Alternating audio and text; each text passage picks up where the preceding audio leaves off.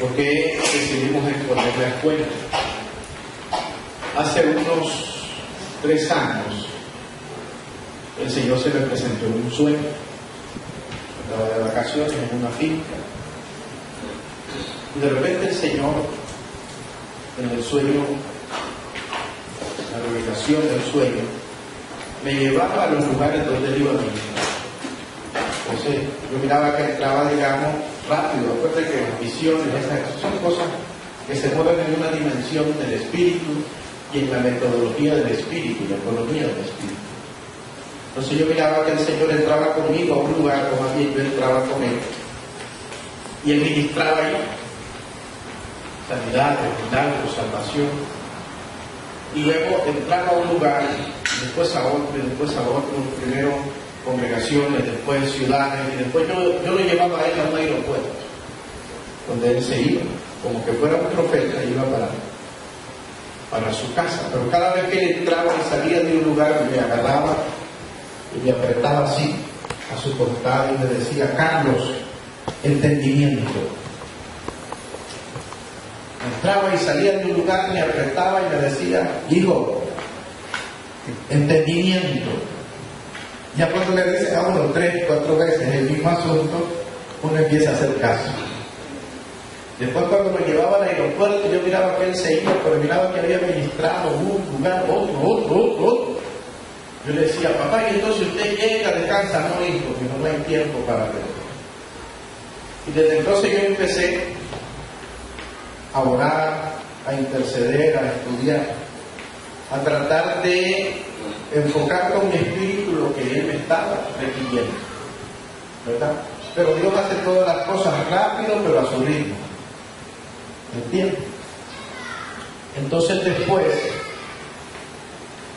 me dio una experiencia que se la voy a comentar adelante, que es una de las razones por las cuales nosotros creo que estamos haciendo algo en el espíritu y Dios está buscando gente para sembrar la semilla que este tipo de palabra tiene. Ok. Después, en diciembre de este año que concluyó, vinieron varios trapos de Dios. Algunos son muy importantes. Algunos tienen que ver con Israel, otros con la iglesia, pero son trapos del Espíritu. Y entre esos vino un trato específico, donde el Señor se volvió a venir en un sueño y me llevó a un lugar. Y como yo venía en el campo, mi padre era un finquero, entonces a mí los asuntos del campo me gustan. Entonces me llevó el Señor a un corral. Y en ese corral, hermano Jaime, estaban unas vacas, pues yo no las he visto, enormes, sucumbres, enormes. Pero lo que el Espíritu me hacía ver es que en la leche de esas vacas había una memoria genética extraordinaria. O sea, quien bebiera de esa leche, quien tuviera acceso a esa palabra, se iban a activar códigos genéticos. Y déjenme hacerle una comparación rápida, con el permiso de las hermanas que son madres. Cuando la madre lacta a sus hijos, en la lactancia materna va lo que se llama, a través de los factores de transferencia, lo que se llama la memoria inmunológica. Hay una serie de códigos genéticos que van a través de la lactancia. Y nosotros tomamos eso también de la palabra. Okay. Y entonces el Señor me hizo ver y abrió esta escuela. Y abrió esta escuela en el Espíritu. La trabajamos un tiempo en casa y después el Señor me dio la instrucción que abriera la escuela. Porque nosotros manejamos un equipo de intercesión, somos miembros de la coalición de intercesión estratégica y colaboramos a nivel de intercesión con varios asuntos importantes donde Dios nos marca una dirección. Entonces, hablé con los hermanos allá en la ciudad de Matagalpa y les pedí entonces acceso a sus intercesores. E hicimos 4 martes la escuela de intercesión en Matagalpa. Los equipos de intercesión llegaron, a veces llegaban solo los hermanos, otras veces los pastores, pero los sembraron. Y después el Señor nos inquietó a tocar puertas y entonces llevarla a otras ciudades. O sea, ahorita estamos haciendo, por ejemplo, León los lunes. Los martes estamos con el profeta Sergio. Los miércoles estamos empezando hoy la ciudad de Estelí. Y la propuesta mía para Leonor y para ustedes es hacer 3 miércoles. Aunque habíamos hablado de 4, pero el 4 sería la clausura de la escuela ya en la administración del apóstol Roberto Bonilla, que ya nos dio fecha para ver. Amén. Entonces, ya nos dio fecha. Mejor dejamos, ¿verdad? Para que él cierre. Y también, entonces, estamos pues llevando la escuela donde el Señor lo permite. Amén. Decíamos ayer en la casa donde Sergio es pastor, diga conmigo porque acuérdense que esta es una escuela. Acuérdense que la palabra nacer de nuevo significa matricularse para ser instruido. Esa es la imagen hebrea. La palabra, matricularse para ser instruido. O sea, cuando un hermano no se deja enseñar, hay que regresar a las aguas del bautismo, dejarlo ahí, y regresar a los 40 días, a ver si el hermano ya se volvió a enseñar. ¿Amén? Entonces, diga conmigo, Juan era un apóstol, era un hombre enviado. Dice la palabra, hubo un hombre enviado de Dios, el cual se llamaba Juan, un apóstol, un enviado. Juan también era un profeta, su oficio era como un profeta. Ese es el hombre que le dice al mundo, he aquí el Cordero de Dios, que quita el pecado del mundo. Pero Juan era un maestro. Le dicen los discípulos al Señor, enséñanos a orar, como también Juan enseñó a sus discípulos. Y Juan era un maestro de la oración. Y entonces resulta que el ministerio de la enseñanza es importante, porque todo lo que se haga, diga conmigo, todo lo que se haga, lo va a determinar la oración. ¿A dónde van a ir las funciones más poderosas del mundo? Lo va a determinar un varón o una mujer macedonia, que en oración le pone una demanda a Dios, y esa demanda Dios la convierte en una orden, y le dice a Pablo, no podemos ir a ningún otro lado hasta que le demos respuesta a la demanda de ese hombre o de esa mujer. Todo avivamiento importante de la historia pasó por las rodillas de alguien, y el que viene para nuestra nación, el que viene para tu vida, para tu familia, pasa por tus rodillas, pasa por tu vientre espiritual, pasa por tu clamor. Amén. Pero lo que estamos haciendo con estas escuelas es haciéndole cierta nivelación. Diga conmigo, nivelación. ¿Qué es lo que estamos haciendo, pastor? Nosotros todos enseñamos que la Biblia, la palabra de Dios, fue inspirada, ¿verdad? Y enseñamos la inspiración verbal de la Escritura. Pero resulta que la palabra de Dios fue inspirada, pero la inspiración ocurrió en el idioma original. Es decir, Abraham hablaba hebreo. Jesús, el Hijo de Dios, habló, profetizó en hebreo. El apóstol Pablo, Jeremías, profetizó en hebreo. Y esto es lo que pasa con la traducción. Entonces la inspiración y el sello del Espíritu está en la inspiración original de la Escritura. ¿Quién es el traductor? El traductor de la palabra es alguien esforzado, alguien que amó al Señor, ¿verdad? Hicieron grandes esfuerzos, algunos dedicaron toda su vida, incluso generaciones, a conservar la palabra, llevarla. Todavía se siguen haciendo grandes esfuerzos para seguir traduciendo la Biblia. El asunto es que cuando nosotros cuando un traductor va a llevar la palabra a otro idioma, déjeme ir despacio y recordarle esto. Diga conmigo, el poder de las palabras es que las palabras tienen que producir una imagen. O sea, si usted oye la palabra, vamos a dar un ejemplo que a los jóvenes les gusta, la palabra celular. Vamos a ver si da tiempo y le hacemos etimología a la palabra celular. Entonces nos vamos a encontrar con que la mayoría de los muchachos creen que todos los celulares son así, que se podía navegar en internet, que eran táctiles, que si no sabe escribir el niño le dice, mi nieto dice Tommy Jerry, y entonces y al buscador le busca Tommy Jerry. No, los primeros celulares, por ejemplo, el primero que yo tuve parecía ladrillo, un Sony Ericsson, como una antena que servía para hacer escrito. Pero cuando nosotros hacemos etimología, estamos buscando el origen. O sea, este es el niño, dice, pero ¿dónde nació? ¿Cuál es su origen? ¿Cuál es su génesis? ¿Cuál es su genética? Pero el celular es tecnología militar. Los primeros celulares son tecnología militar. Vaya hacia allá a internet y busque un museo militar y usted va a ver cómo eran los primeros celulares. Fíjense que la gente se quejaba la batería, pero la batería de aquellos primeros celulares de tecnología militar, cuando un soldado no se portaba bien, entonces el jefe le ponía la batería en la espalda al soldado como castigo, ¿verdad?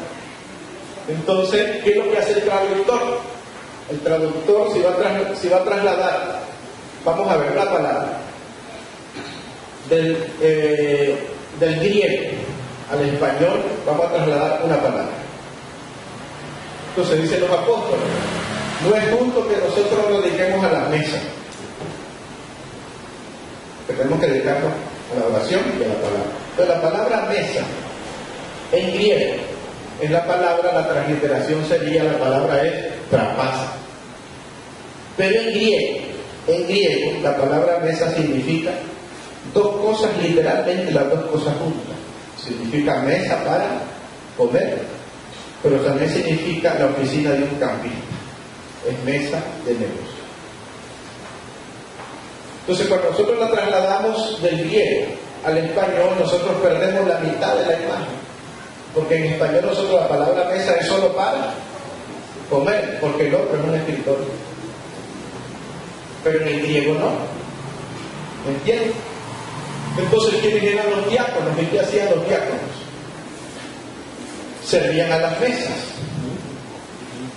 En las mesas, ¿qué se hacía? Se administraba todo. ¿Cuánto se administraba? Si todos vendían sus propiedades y sus herencias, y probablemente la iglesia de Jerusalén tenía más de 50.000 miembros. Entonces, esos diáconos eran expertos en bienes raíces.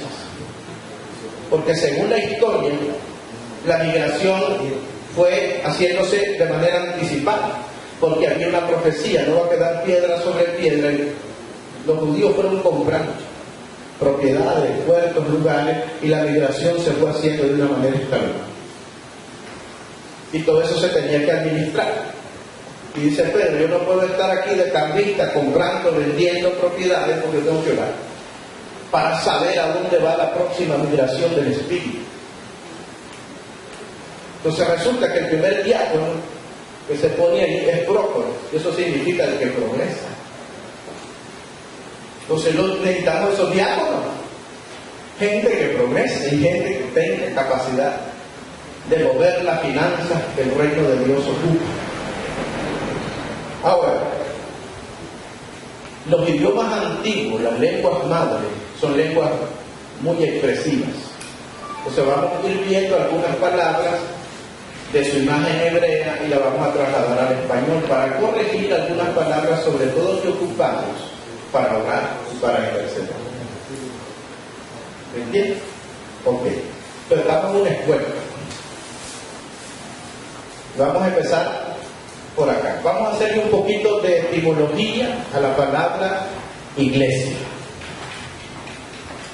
Tenemos que cambiar o perfeccionar ese concepto o la idea que nosotros tenemos de la palabra. Entonces le vamos a hacer un poquito de etimología. Hay un documento que yo le voy a enviar al pastor Ebenor para que lo puedan reproducir. 4 o 5 maneras de hacer etimología a una palabra. Porque sirve para enseñar, para estudiar, para instruir. Entonces cuando hacemos etimología le estamos buscando el origen, ¿no? Ok, le vamos a hacer etimología. Tiene permiso de reírse.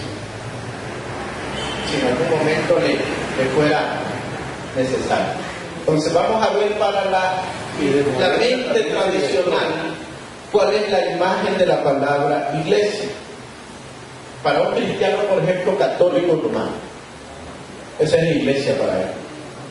Él pasa por ahí y mire, muy educado, se percibe. Porque esa es la iglesia para él. ¿Verdad? ¿Estoy en lo correcto? ¿Verdad? Esa es la iglesia para él. Ahora, para los amigos del Evangelio y para muchos creyentes, esa es la catedral que tenemos allá. Esa es la iglesia allí en Matagalpa, donde se puso la primera piedra. El lugar donde estuvo predicando el primer misionero Benus Chone y después Loren Tripp. Ahí conocí al anciano una vez que estuve. Pero para muchos hermanos, los hermanos dicen yo voy para la iglesia. Pero resulta que la iglesia es usted. O dicen los hermanos yo voy para el templo. Nos vemos en la iglesia. Ajá. Ok. Ahora, ¿cuál es el problema con eso? Se cayó. ¿Cuál es el asunto con eso? A mí me preguntan que vengo casi a todos los lugares donde voy. Mano Carlos, pastor. ¿Dónde queda? ¿Dónde queda o cómo se llama su iglesia? Me hacen esa pregunta a mí. Me la han hecho por muchos años y siempre he tenido la misma respuesta. Hermano, es que yo no tengo iglesia. El que yo sé que tiene una iglesia es uno que se llama Jesucristo. Yo trabajo en ella. Pero los hermanos se incomodan con uno y dicen, pero bueno, ¿cómo se llama la congregación? Bueno, tiene un nombre. Pero ¿sabe cuál es la pregunta correcta que usted tiene que hacer? ¿Quiere saber? ¿Cómo se llama la casa de tus padres? Porque Dios habló de la casa de José, de la casa de David, de la casa de Jacob. Esa sería una mejor imagen. Pero ¿qué le parece? ¿Qué le parece si hoy nosotros le preguntamos al apóstol Pablo cómo se llamaba su iglesia? ¿A quién le gustaría saber cómo se llamaba la iglesia del apóstol Pablo? Él no dejó en las cartas.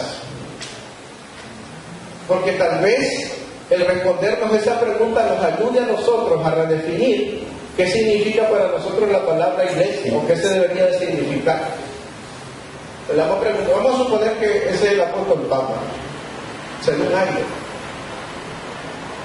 Entonces le vamos a preguntar al apóstol Pablo cómo se llamaba su iglesia. Amén. ¿Sabe cómo se llamaba la iglesia del apóstol Pablo? Se lo leo.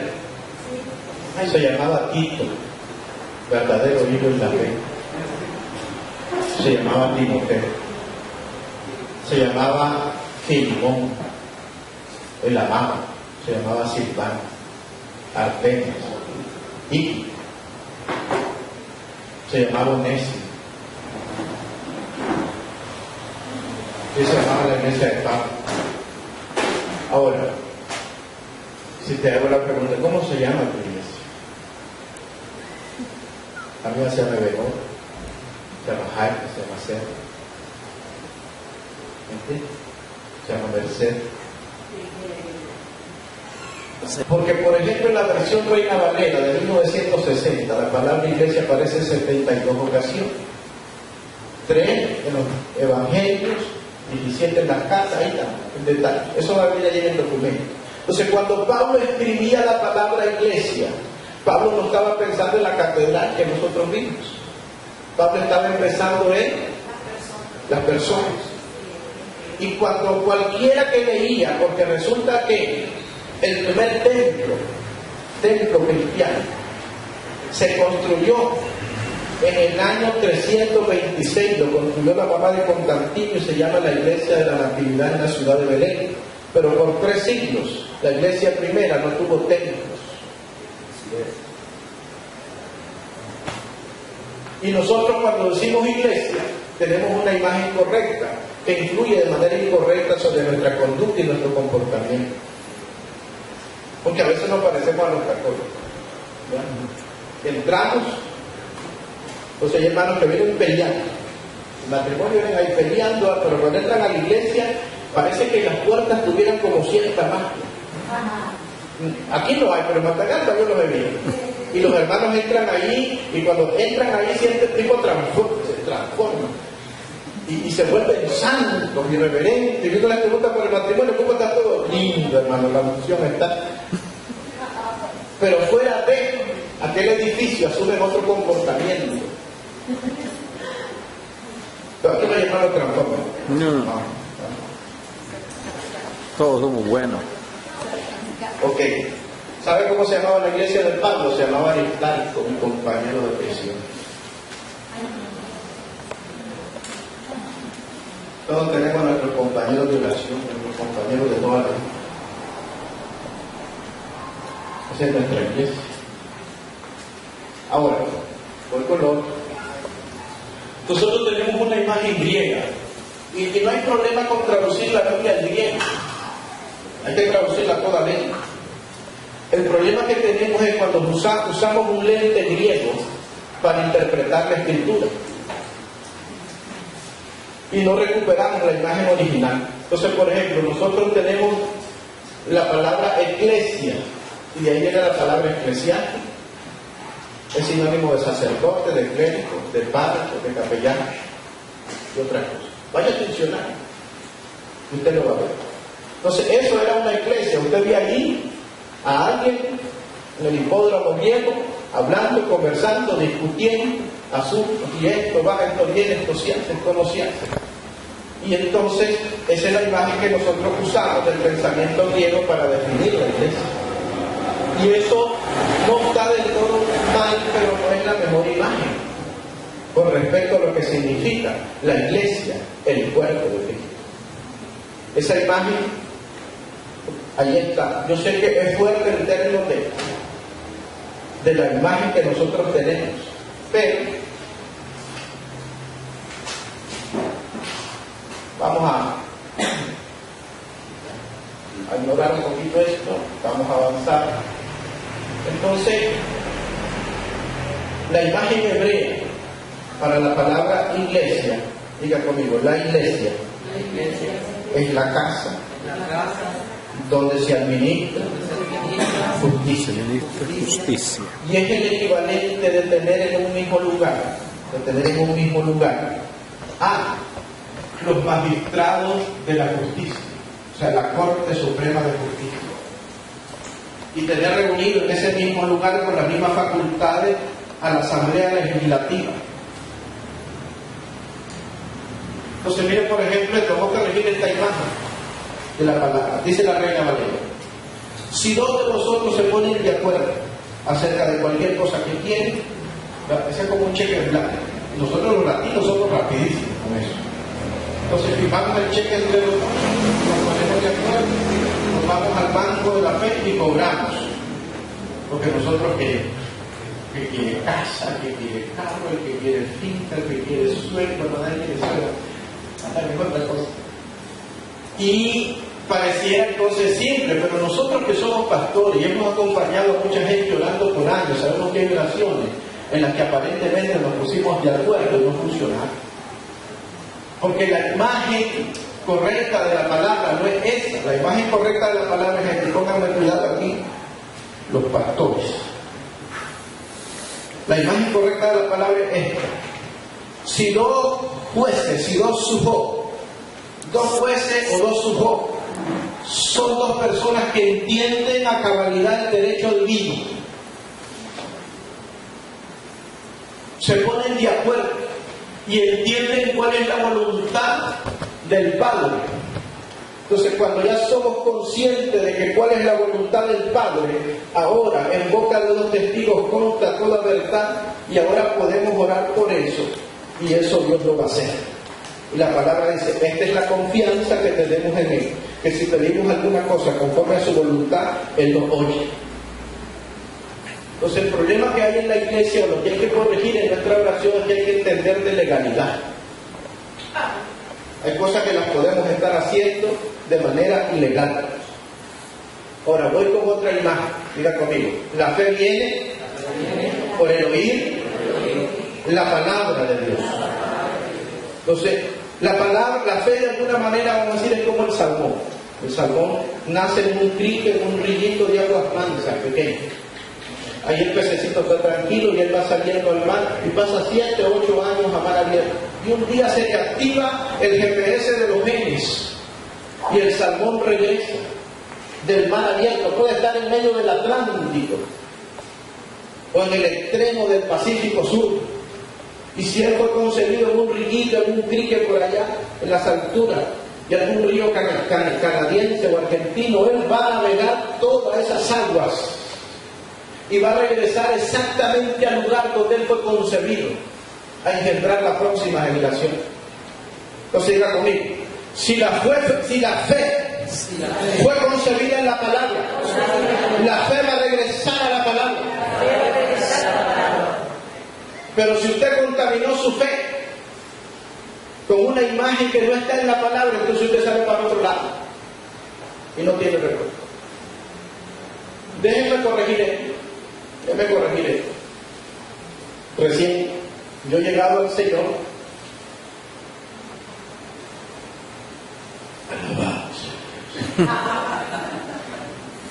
Yo iba a predicar a algunos hermanos en la iglesia. Recuerdo, vamos a ver si puedo hacer como evangelista, aleluya.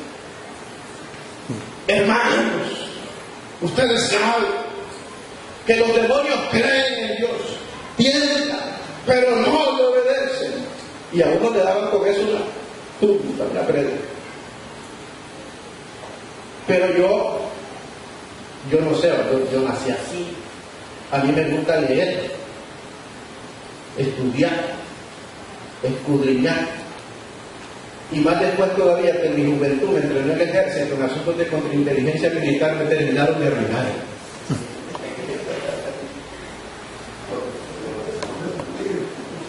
Y entonces digo, vamos a ver, los demonios creen, y descubrí que no es cierto, porque ningún demonio, diga conmigo, ningún demonio tiene acceso a la fe. La fe solo está permitida como un don para el ser humano. Ellos solo conocen al Señor, pero no tienen acceso a la fe. Le decía, yo sé quién eres, Jesús, porque dice la palabra que le conocía, pero no tienen acceso a la fe. O sea, para yo tener fe necesito una promesa y un lugar a donde ir con Él. Entonces ellos no tienen acceso a la fe. Segundos, tiembla, puede ser, lo más seguro que sí.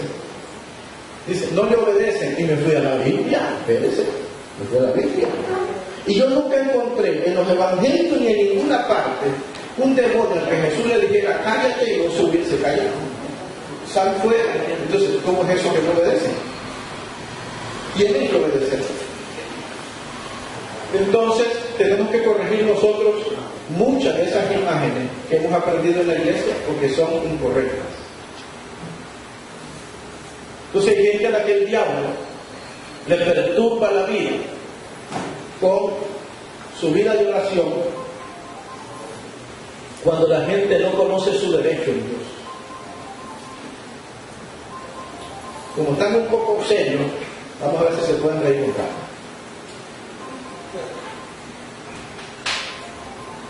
Llegó a buscarnos una persona en el extranjero, afligida,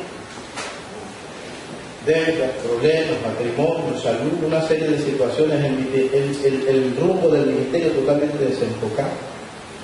Y entonces yo le empecé a enseñar a esa persona unas cosas sencillas que algunas les he aprendido en la vida y otras las aprendí más rápido con mi pastor.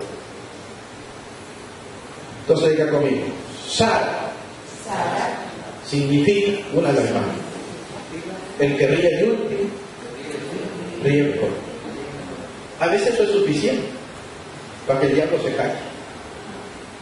Entonces dice que a él lo despiden del trabajo y él está en el cuarto o quinto piso de un edificio en construcción, ¿verdad? Con un arnés aquí asegurado, lo despiden del trabajo, está enfermo, tiene problemas con el matrimonio y se le manifiesta un demonio que le dice: tu Dios no te quiere, tu mujer no te quiere, tírate de aquí y suicidate, porque el hombre estaba deprimido y enfermo.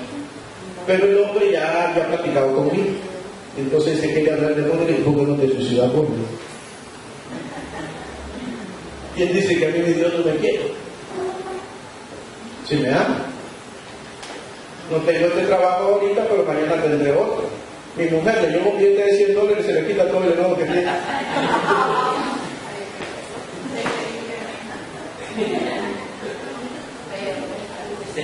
¿Sabe qué pasó después de eso? Le dieron el trabajo que soñaba. El gobierno de Costa Rica le dejó a sus 3 hijos. Fue sanado y está bien. Solo porque se pudo reír. Dígale, cuando le aparezca el enemigo, diga: el que ríe el último, ríe mejor. ¿Sabes también qué significa la palabra Sara? Sara viene de una raíz que es Sará. Diga conmigo, Sará. Ahora, no hay ningún problema nosotros aquí hablando de inglés mientras no nos oímos judíos. Son transliteraciones, ¿verdad? Pues la palabra Sará significa dominante en hebreo. Entonces, Sara, la esposa de Abraham, era la mujer destinada para ser la madre de una raza que sería dominante. Y es madre de todas las creyentes.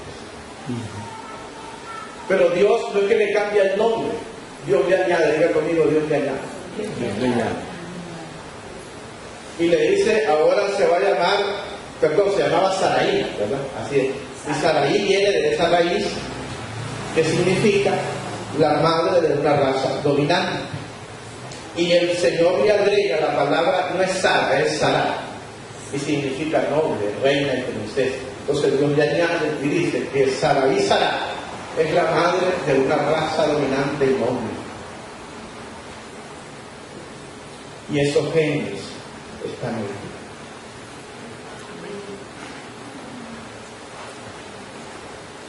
Están en tu espíritu, están en tu vientre,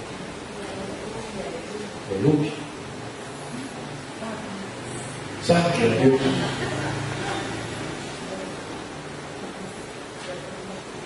Tenemos que hacer un viaje como el que hace el Salmón.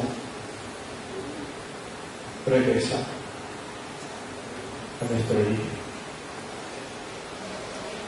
Y entonces dice el apóstol Pablo: aunque ahora vemos como por espejo, oscuramente, un día conoceré como que yo fui conocido. Tengo una oración. El Señor, le estoy diciendo: Padre, concédeme el contemplar a tu Hijo como tú lo contemplas. Déjame verlo a través de tus ojos. Y después me voy donde el Hijo. Y a eso yo quiero ver al Padre y admirarlo como tú lo admiras.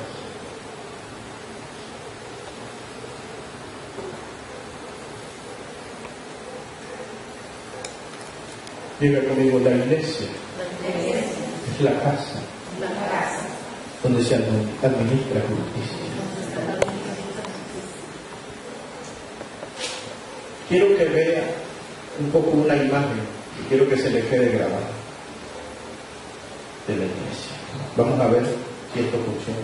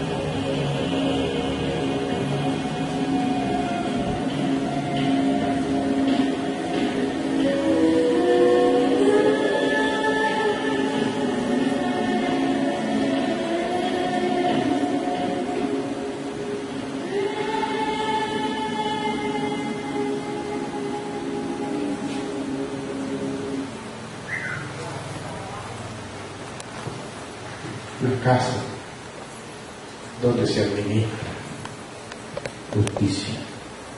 Dice el Señor, misericordia quiero y no sacrificios.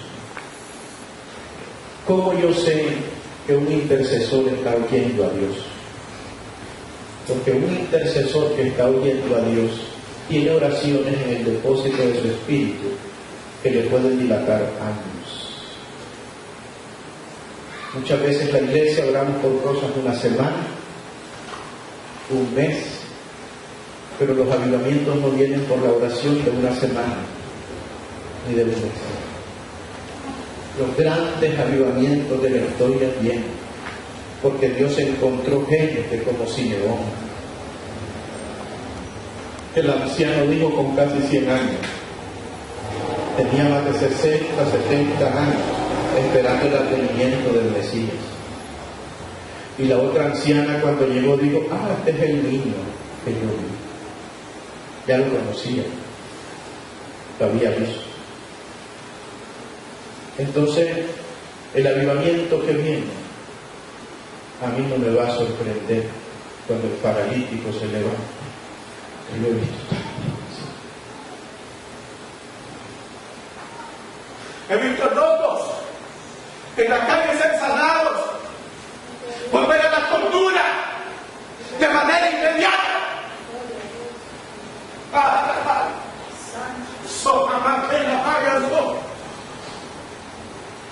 La gloria de Cristo que viene para nosotros es poderosa en Dios.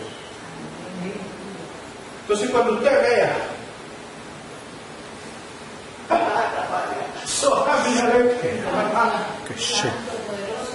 ¿sabe qué vi?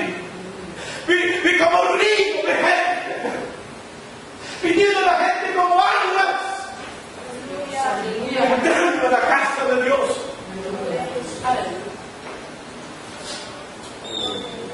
Aleluya.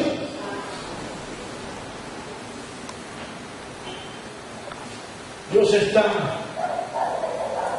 a punto de sacudir naciones. Amén. Ya lo está haciendo en otros lugares. Ayer en la casa del profeta hablábamos del avivamiento de Uganda. Las cosas poderosas que Dios hizo para transformar una nación deshecha. Aleluya. Santo es Dios.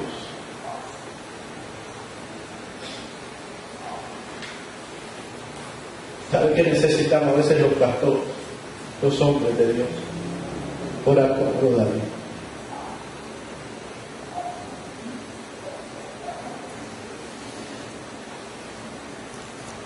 Dijo David, yo anduve errante como una oveja extraviada. Busca a tu siervo, dice, porque no me he olvidado de tus mandamientos. Me habló el Señor un día de esto, creo que fue el día que iba a bendecerte, y me dijo, dile a mis hijos que muchos de ellos tienen que venir a mí en oración a rendirme cuentas si quieren recuperar su asignación y su propósito, porque hay demasiada gente fuera de propósito, fuera de la asignación que Dios les dio. Aleluya. Estaba en Costa Rica intercediendo en Moriah, la casa donde el Padre que a mí espiritual, el hombre que me cubre, el apóstol Roberto Luis. Yo estaba allí orando, intercediendo. De repente tuve una visión y mi espíritu fue llevado fuera de la tierra. Y entonces yo vi, así como ustedes esa imagen, me vi fuera de la tierra. Y yo miraba la tierra allá. Ahora déjenme explicarle algo. Usted ve ese satélite que se ve en la imagen. Ese satélite tiene que permanecer algo cerca de la tierra para poder continuar dentro de su órbita, porque la Tierra gira alrededor de su propio eje a más de 2.000 400 kilómetros por hora. Y tiene que permanecer a cierta distancia para que también lo pueda llevar, como la Luna y otros objetos, en su órbita alrededor del Sol, que la hace a una velocidad de más de 200.000 kilómetros por hora. Pero si ese satélite se acerca un poquito, muy cerca de la gravedad de la Tierra, entonces la gravedad de la Tierra lo atrae. Entonces yo me miraba en esta posición, porque el Señor me mandó a buscar este tipo de intercesores. Porque yo me miraba orando fuera de la tierra. Miraba lo que pasaba en la tierra, pero lo que pasaba en la tierra no afectaba mi oración, porque mi oído estaba buscando la voz del Padre, para escuchar la agenda y los propósitos de Dios de la eternidad, para afectar las naciones de la tierra.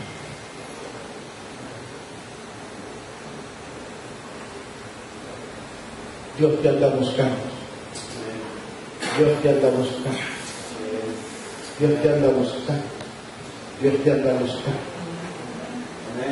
Para llevarte a un lugar, a una dimensión de oír entonces las resoluciones de Dios. Diga conmigo, la sentencia es por decreto de los vigilantes y por dicho de los santos la resolución. Yo estoy autorizado de parte del Señor para decir cosas como esta. Hay gobiernos y gente impía que aparentemente está de pie, pero ya el hacha fue puesta sobre sus raíces y van a caer. Hay gobiernos impíos trastornando naciones y trastornando las familias, que ya el hacha de Dios fue puesta sobre sus raíces, y algunos de ellos su caída será estrepitosa. Van a quedar nada más como leña para el pueblo.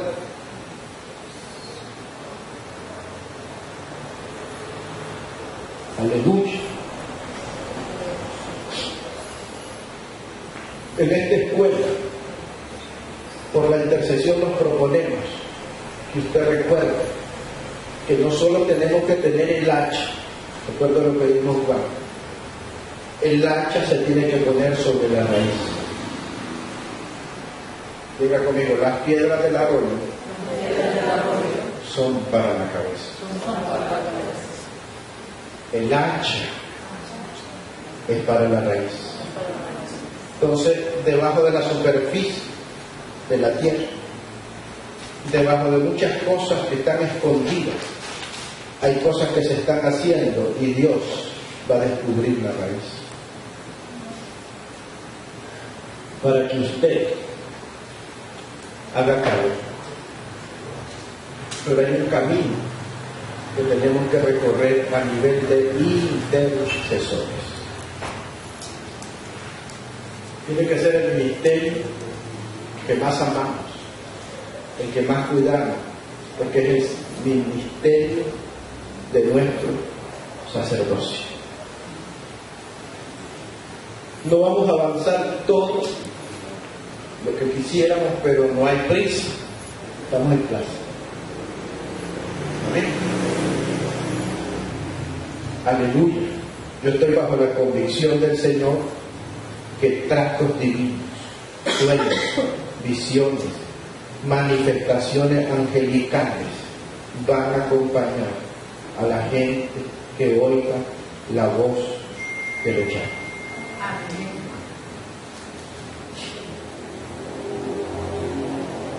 Tengo que decirle algo acá a los amados, a los que sirven al Señor, a los conscientes. Nuestro llamamiento, hermanos Jaime, tiene dos cosas que no podemos ignorar. Y usted lo ve eso claramente definido en el llamamiento del apóstol Pablo. Hay una parte de nuestro llamado que tiene que ver de la relación que cada hijo de Dios, cada apóstol, cada profeta, cada maestro cada evangelista, cada creyente en el Señor tiene que tener bien claro. Porque Pablo fue llamado, se lo dijo a Ananías, le dijo: el Dios de nuestros padres, que se te apareció en el camino, te escogió, diga conmigo, lo escogió para oír, conocer su voluntad, primero, ver el rostro del justo y oír la voz de su boca. Pablo fue escogido para ser un apóstol, para ser una persona que iba a conocer la voluntad del Padre, que iba a ver al justo y que iba a oír la voz de su boca. Fue escogido para eso y fue llamado y enviado como un apóstol, maestro y predicador a los gentiles, para dar testimonio delante de los judíos y de los reyes. El problema que hay en el ministerio es que hay gente que se dedicó al llamado horizontal y ha descuidado la relación vertical. Y cuando descuidamos esta relación vertical, el llamado se seca.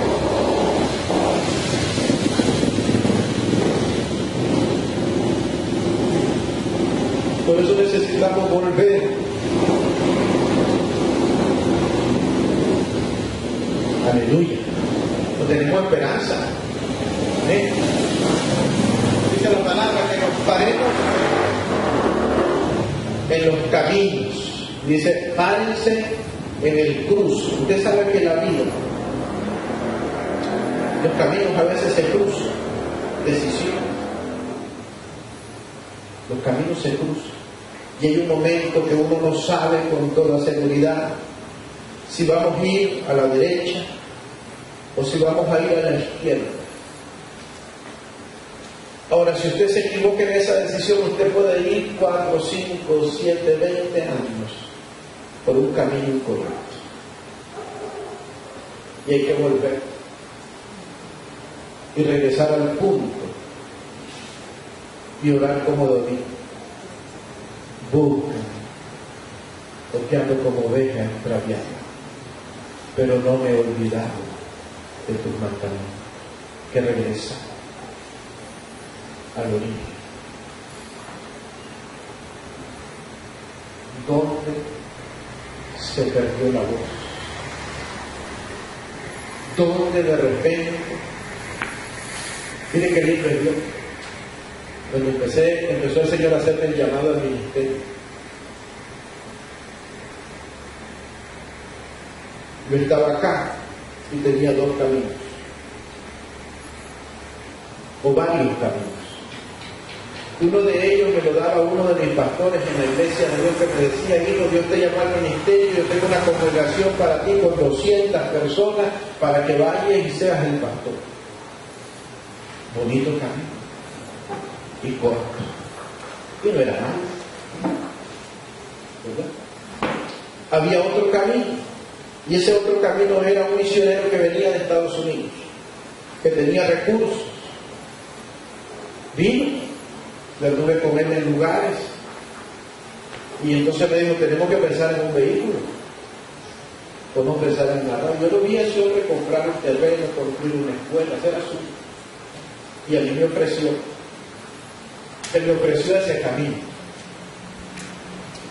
Pero por el otro lado había una voz que venía del Señor, que era dejar mi comodidad y obedecer un llamado y empezar un camino solo con Dios.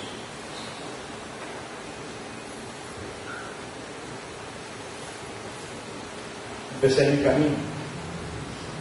Por casi 2 años iba a visitar una comunidad, y si tenía los 2, 3 córdobas para el pasaje de ida, no los tenía de regreso. Y yo venía del mundo de los negocios, de fincas, asuntos, pero algo pasó unos 7 años atrás en mi vida. Entonces había desobedecido el llamado. Entonces el Señor me quitó los pretextos. Y cuando me volvió a llamar, me tocó empezar ese camino. Entonces a veces yo por las noches me decían los hermanos: ya se va el bus, como 8 kilómetros de la ciudad. Me decía: tranquilo, preocupa. Yo pasaba visitando, entonces venía ahí por toda la carretera. ¿Y sabes qué hacía? Mientras caminaba hora y media a veces, debajo a veces del sol o de la lluvia de noche, 10, 11 de la noche.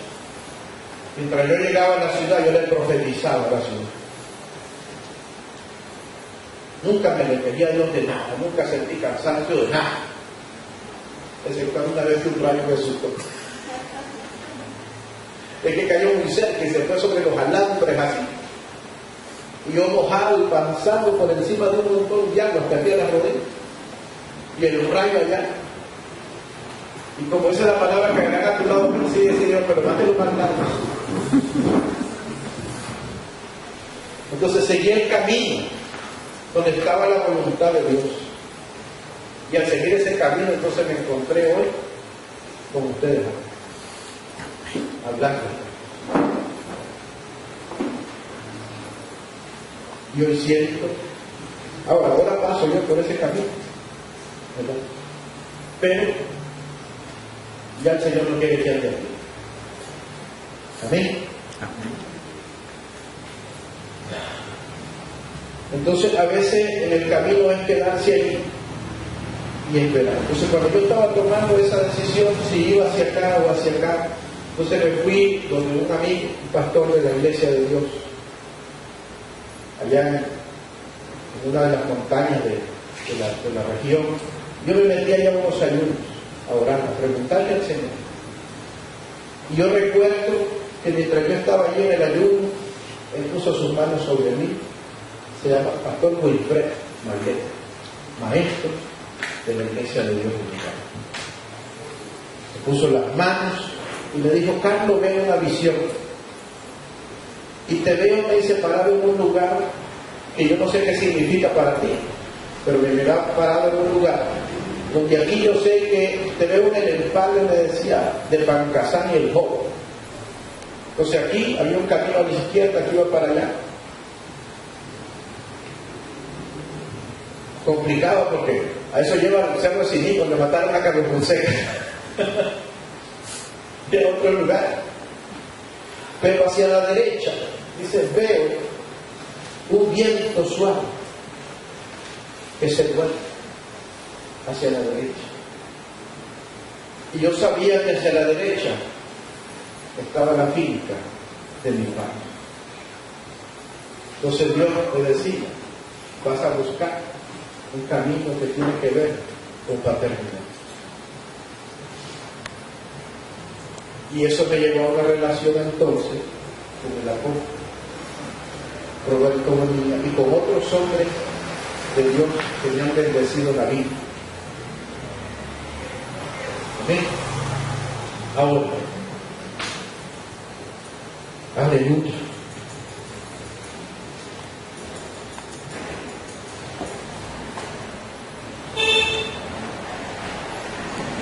Santo Dios, quiero entrar en algo acá.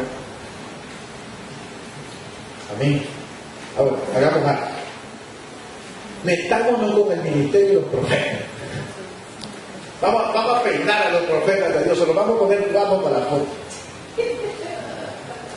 Porque esta es una de las cosas que hay que corregir. Mire cómo Dios te manda. Dice Isaías 43, 44, 7.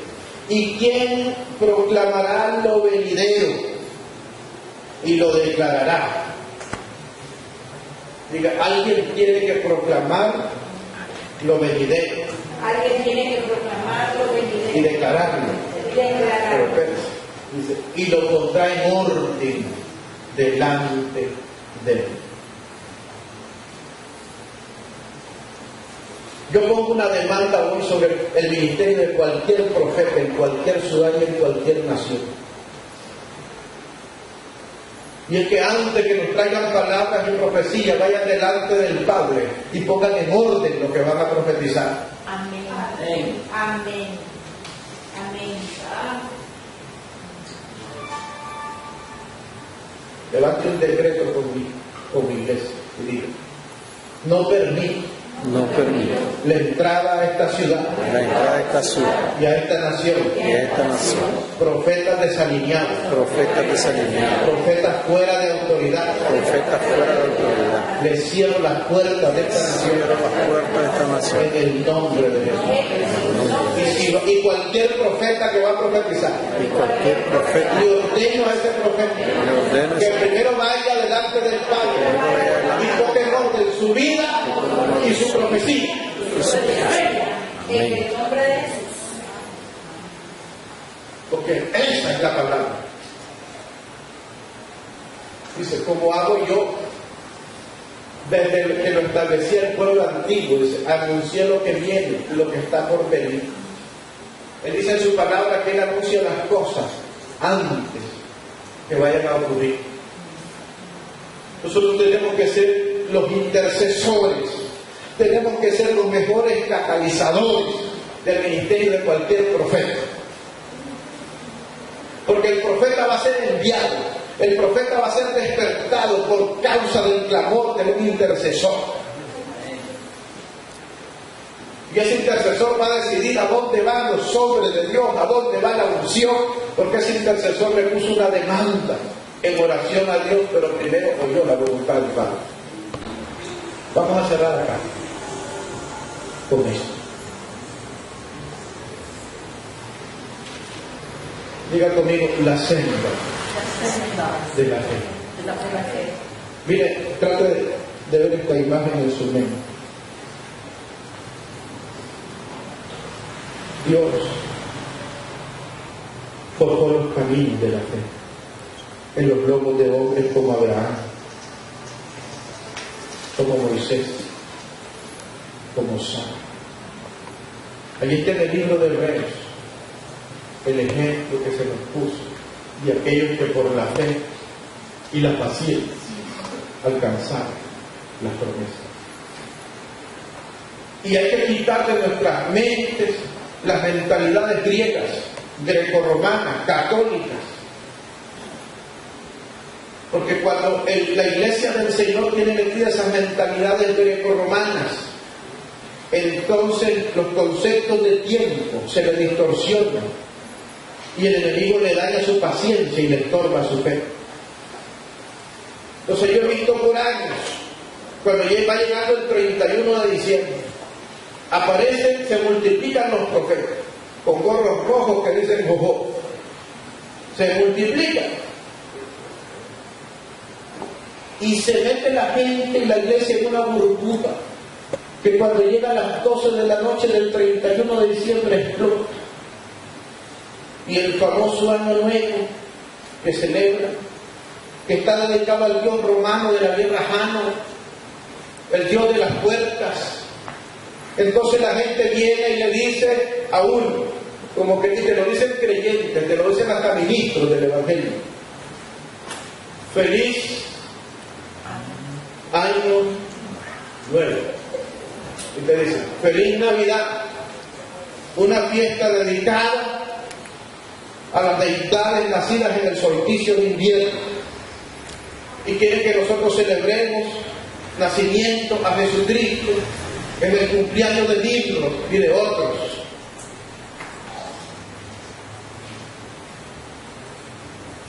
¿Hasta cuándo vamos a claudicar en los pensamientos? ¿O caminamos en los tiempos de Dios?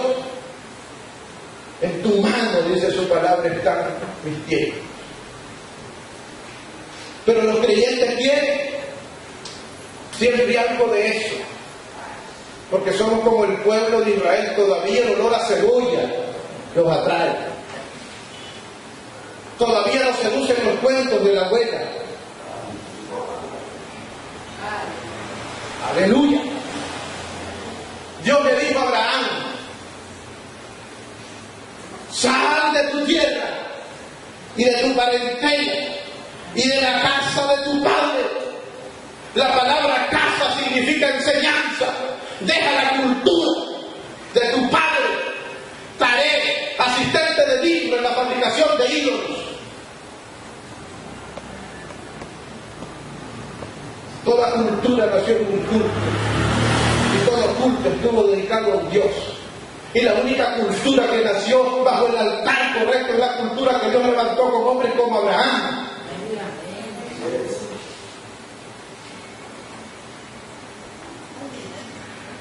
Entonces, ¿cuál es el asunto de la gente? Le dan una palabra profética. El Señor te va a bendecir este año. Algunos le prometen una casa y está bien, porque la palabra dice que habitaremos casas grandes y espaciosas. Nada de malo en eso si eso viene en la palabra correcta. Y lo que usted quiere, ¿verdad? Pero cuando llega el 31 de diciembre la gente dice, si acabó el año y Dios no le cumplió la palabra. Porque la mentalidad que tiene aquí le estorba su paciencia y le daña su fe. Y las promesas de Dios se alcanzan por la fe y la paciencia. ¿Sabes cuándo empieza tu año nuevo? El día que Dios te quitó el cáncer que te martirizó la vida. ¿Sabes cuándo empieza el año nuevo? El día que Dios quiebra la deuda que te estaba haciendo la vida imposible. ¿Sabes cuándo Dios empieza tu año nuevo? El día que se convirtió en marido, que los hijos regresaron al Señor. Porque Dios trabaja en nuestra vida con ciclos. Sí, Señor. Ciclos y estaciones. Voy a decir algo aquí. Porque aquí está el ambiente para decirlo.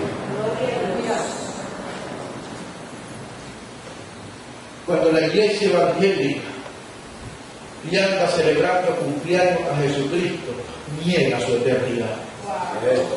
Dice el libro de Hebreos, sin padre, no tiene principio, ni fin de vida.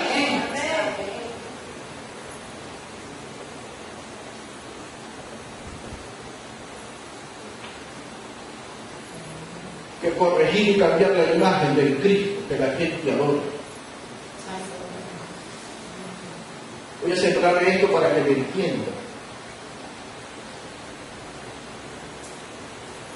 Hay 4 manifestaciones de Cristo en la palabra. Diga conmigo. El verbo eterno. En el principio era el verbo. Y el verbo estaba con Dios. Después vino el profeta Sergio, el Cristo anunciado, el de las profecías. Aquel que hablamos en tu casa, que Dios usó para traer el plan de salvación, sabiduría oculta y sabiduría interna. Esa será su próxima clase. Sabiduría oculta y sabiduría en misterio en el plan de salvación. Entonces aparece el Cristo anunciado.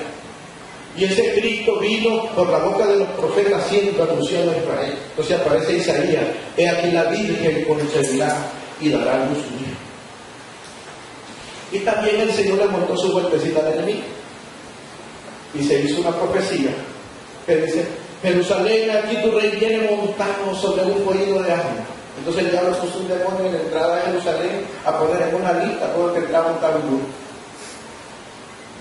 Porque él no sabía quién era, cuándo y cómo se iba a manifestar. Porque eso vino como un misterio. Entonces el Cristo anunciado. Después vino, diga conmigo, el Cristo de Galilea, ese que se movió entre los hombres, y hasta lo cantamos en la iglesia, ¿verdad? Bonito. El Cristo de Galilea está pasando por aquí. ¿Ven? Diga conmigo, el Cristo de Galilea es privilegio de otra generación. Dicen los apóstoles del Señor. Y si al Señor conocimos en la carne, ya no le conocemos de la misma manera. Porque Juan era el apóstol amado, que iba y se recostaba a los pechos del maestro, sus brazos. ¿Quién es el ministerio de Juan? Oír el latir de su corazón.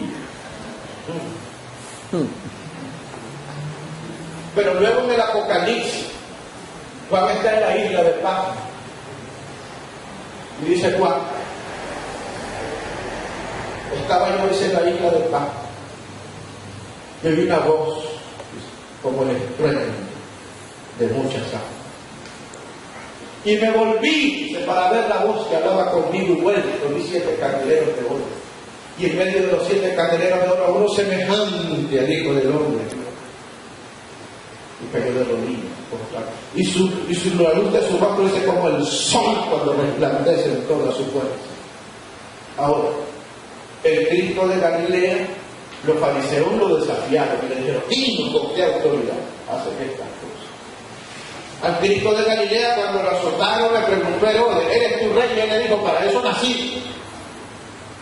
El Cristo de Galilea le dijo al enemigo: si eres hijo de Dios, ahora vaya, dígale al enemigo que le diga al Cristo resucitado, al Cristo glorificado. Vaya, dígale a Herodes que le vuelva a preguntar si nació para ser rey, al Cristo resucitado. Entonces el Señor Jesucristo le dijo a la mujer samaritana: hija, la dificultad de ustedes es que ustedes adoran lo que no saben. Entonces, ¿a quién adoras? ¿Al Cristo de Galilea o al que resucitó?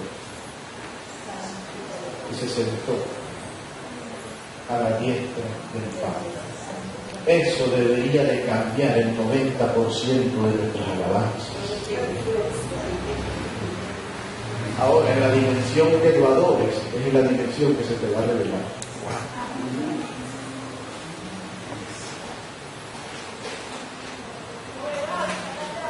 Entonces Dios le dice a Abraham: anda delante de mí, y le dice la Reina Valera: sé perfecto. Pero esta es una palabra sencilla en hebreo, es la palabra, déjeme ver, sé tamí, le dice. ¿Sabe qué significa? Hijo, le dice: sé honesto, sé sincero, no me ocultes nada. ¿Verdad que está más sencillo? Porque eso que le diga a uno, sé perfecto, entonces la gente dice: ¿cómo yo voy a seguir los caminos de Abraham? Si lo que el Señor le dijo fue: hijo, sea honesto, sea sincero, no me oculte nada. ¿Puede ser usted honesto con el Señor en su relación con Él? Puede ser honesto, porque los caminos de la fe los forjaron gente como usted y como yo. Si usted puede ir por esos caminos.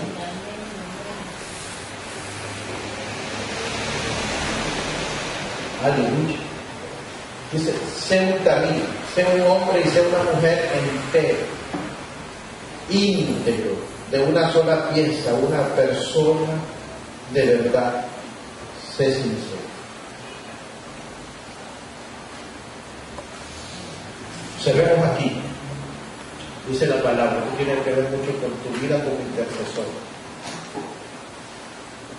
Dice la palabra en la Reina Valera, dice: el que oculta su pecado, el que oculta su pecado no prospera. El que lo confiesa y se aparta de él alcanza misericordia. ¿Cuál es la dificultad de nosotros los intercesores? Que como tenemos que estar constantemente orando, tenemos que estar confesando nuestros pecados, ¿verdad? Ok, esa es una bendición de ser intercesor. Uno llega y a cada rato le ponen un carbón encendido. No ande así, no ande diciendo las cosas de esa manera, baje el tono de la voz. No hable eso. Tenga paz, confíe en mí. Cada rato. Algunos de ustedes se les mira medio quemadito, ¿verdad? Puro carbón. Aleluya. Pero, ¿cuál es el asunto con la iglesia? En la iglesia confesamos pecados y ocultamos motivos. Entonces se vuelve un pecado inconfeso. Salmo 73. Este es el salmo escrito por Asaf. Asaf es hermano de Enoc, pastor, maestro, salmista, y viene más. Y usted lo sabe. Señor haciendo aquí?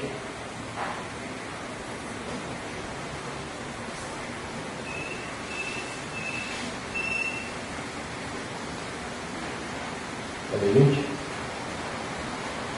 Déjeme darle una palabra, porque mientras lo miraba veía como una visión, como un pergamino de cosas que te van a empezar a hacer notificar.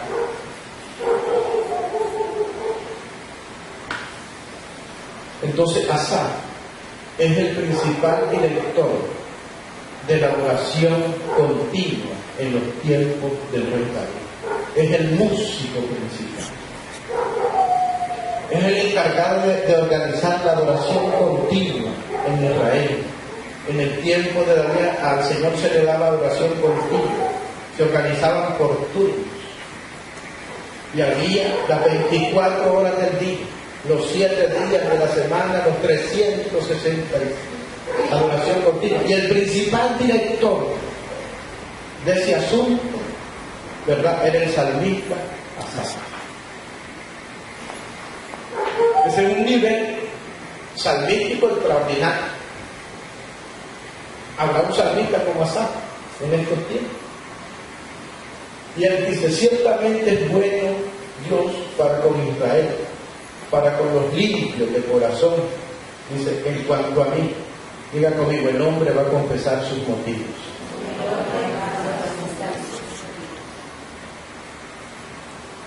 Está haciendo como su lista ya. ¿Está bien? ¿Está bien? En cuanto a mí, dice, casi deslizaron mis pies, por poco repararon mis pasos. Diga conmigo, ¿qué está conmigo? Porque tuve envidia de los arrogantes. Y estaba escrito desde los proverbios, no tengas envidia. Y al hombre lo tocó la envidia.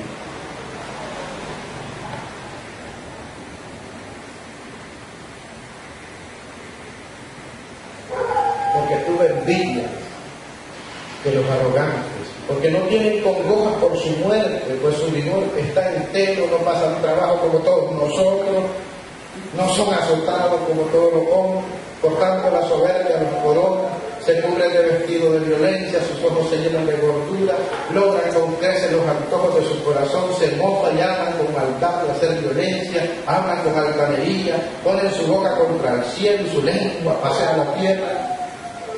Yo creo que es algún político de esa línea, ¿verdad? Aleluya. Por eso Dios dice, los hará volver a su pueblo aquí, y aguas en abundancia serán extraídas para ellos. Y dicen, ¿cómo sabe Dios? ¿Hay conocimiento en el Altísimo? He aquí que estos impíos, sin ser turbados del mundo, alcanzaron riqueza. La envidia le vino por que raíz de todo lo mal. Los deseos de los ojos, la vanagloria de la vida.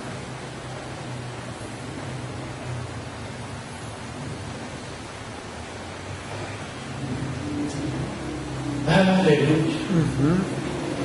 Y mire que hasta para los pensamientos se le vinieron a los. Si dijera yo, hablaré con uno de ellos, se lo meteremos a. He aquí, dice, a la generación de tus hijos engañaré.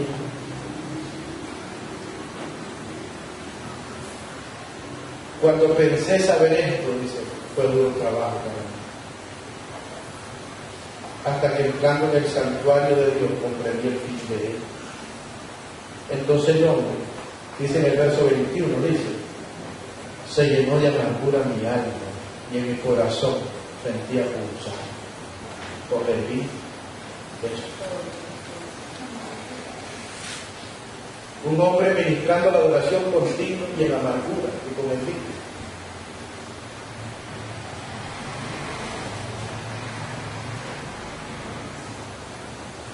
Tenés trabajo de no que sanar la unción de los salmistas. Y dice el hombre, aquí se puso sincero el hombre, se puso el manto de Abraham y se volvió un talín y se volvió honesto. Y dice el hombre, tan torpe era yo, dice que no entendía, era como una bestia delante de ti. Con todo, dice, yo siempre estuve contigo. Entonces, le voy a ayudar. Entonces, uno llega y confiesa el pecado. Le dice, Señor, hoy mentí. Confieso mi pecado, estoy perdonado. Y aparto de ella. Mañana no miento. Eso es el pecado. Pero ese no es el motivo. El motivo podría ser este. Padre, mentí. No tuve vergüenza de decir la verdad. Y consideré mi amor más alto que tú. Entonces, cuando el amado le pregunta a la esposa, mujer, mire, tenga misericordia. No dejen al marido de lado, díganle la verdad. Entonces, uno llega y dice, hija, ¿estás enojada? No, ya me pasó, mentira, mire bien, lo contento. Hasta le metió más chilla a la comida para que... tenemos que decirnos la verdad. Sea honesto. Y en su relación con el Señor, a veces uno como pastor tiene que decirle, Señor, porque el Señor le pregunta a uno, ¿cómo está? Padre, pues, tengo mi raicita de amargura. Estoy medio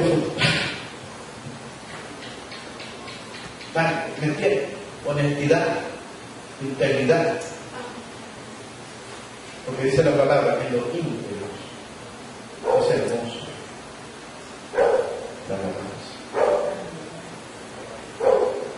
Póngase en pie.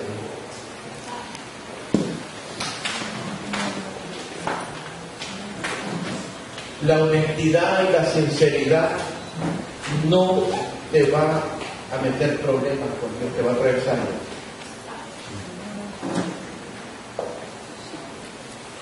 Viene un avivamiento.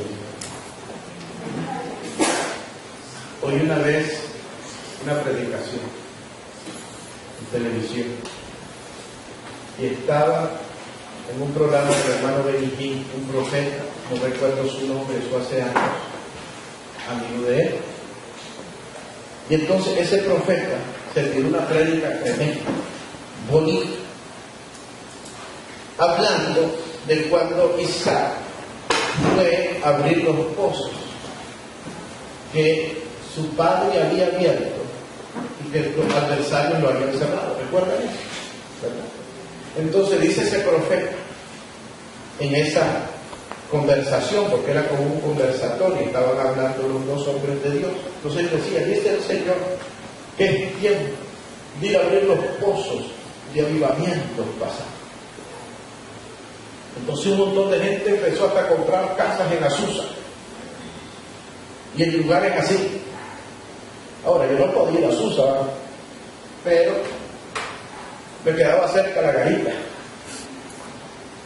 porque cerca de la ciudad de Matagalpa está, y Sergio, que es maestro, lo sabe, está la garita. Y allí, según los registros de las asambleas de Dios, ocurrió en el año 1936 o 37, 38, el primer derramamiento del Espíritu Santo, que trajo mover. Y el fuego empezó a correr.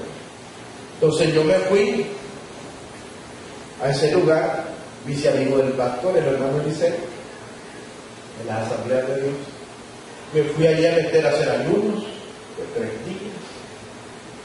El último ayuno que hice, perdí la batalla con el chikungunya.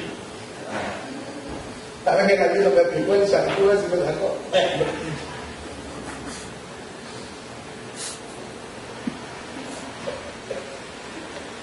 Aleluya. Y entonces un día le dije a los intercesores del ministerio, porque un hijo del ministerio, un arquitecto, alquilaron una quinta ahí, que vamos a ir a hacer una vigilia. Es más, Sergio, motivé a los pastores de la coalición y me lo llevé 3 días de ayuno. Hicimos ahí y después ellos llegaron a comer y a hacer un asunto. Y sin saberlo nosotros, ese día andaba por aquí el apóstol Orlando Córdoba, que está en el norte de África, en Madrid, y lo llevaron al nombre de Dios Y él llegó en medio de la oración de los pastores que estábamos allí, usted sabe, abriendo el pozo de luz, el avivamiento. El hombre llegó y soltó el manto misionero en ese lugar. Quiere decir entonces que el avivamiento que viene va a mover las misiones. En esta nación se va a movilizar la oración, se van a movilizar recursos y gente va a ser enviada.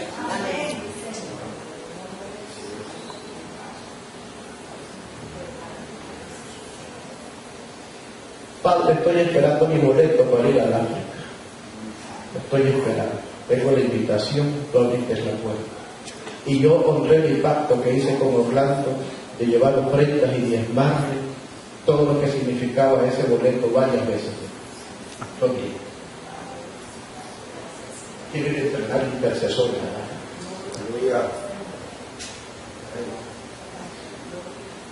Entonces pasó eso, pero otra vez me fui en una vigilia, ahora con los hermanos del ministerio, una vigilia toda la noche, para seguir abriendo el pozo.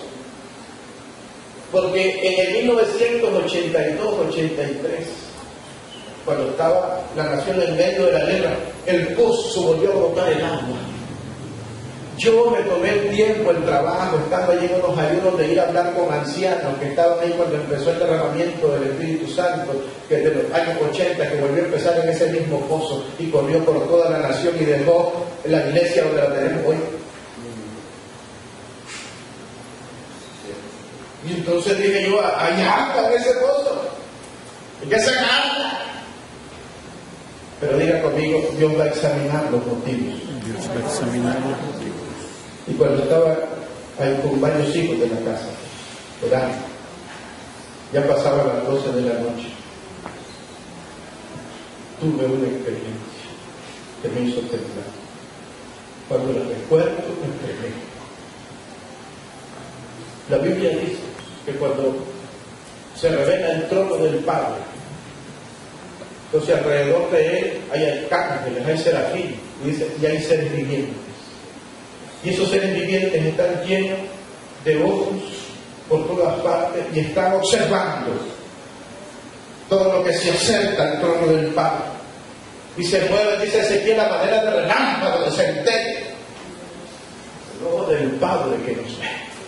Puso su atención donde nosotros estábamos, escarbando el pozo, buscando cómo sacarle un poquito de agua, sacar virtud de él, buscando algo en el pozo. Me empezó a ver y vino donde nosotros estábamos. No oyó nuestras oraciones, no puso atención a nuestras palabras, fue directamente a los motivos de nuestro corazón. Y me pregunto, ¿para qué quiere el poder? Padre, gracias, ven a los pastores. Pero no, vamos a orar. Pero no voy a ministrar. Solo quiero quedar este tiempo en el Espíritu Santo. Esa canción que tú estabas cantando.